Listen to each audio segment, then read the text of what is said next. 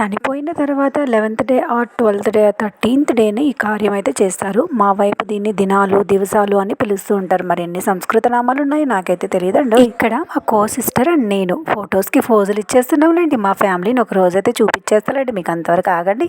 Aunty చాలా నిరాడంబరంగా ఉండేవారు. లైఫ్లో తన పాత్రని కరెక్ట్గా పోషించేశారు. ఒక మదర్గా, టీచర్గా, హౌస్ వైఫ్గా, అత్తమ్మగా, నానమ్మగా, అమ్మమ్మగా అన్ని పాత్రలకి కరెక్ట్గా న్యాయం చేసేసారు. మీకు తెలియంది ఏముంటుంది, ఒక ఆడదానికి లైఫ్లో ఎన్నో అనుబంధాలు బంధాలు ఉంటాయి, అలాగే ప్రాబ్లమ్స్ కూడా ఉంటాయి. అన్నింటినీ బ్యాలెన్స్ చేసుకుంటూ భరించుకుంటూ సంసారాన్ని ఈదుకుంటూ వెళ్ళిపోతూ ఉంటారు. అయితే ఇక్కడ ఆంటీ స్పందన ఫౌండేషన్కి చైర్మన్గా కూడా వర్క్ చేశారు. ఈ గ్యాలరీని చూస్తే నాకు అనిపించింది, మనం పుట్టినందుకు మనం కూడా ఏదో ఒకటి చెయ్యాలి అని అంటుంటారు కదా పెద్దవాళ్ళు. మనం పుట్టామా, తిన్నామా, పెళ్లి చేసుకున్నామా, పిల్లల్ని కన్నామా అని కాకుండా ఏదో ఒకటి మనం సమాజానికి చెయ్యాలి అంటూ. అలా ఆంటీ రాసిన బుక్స్ ద్వారా అందరిళ్లలో ఆమె మాటలు జీవించే ఉంటాయి. ఆమె చనిపోయినా అని నాకు అనిపించింది. Thank you for watching.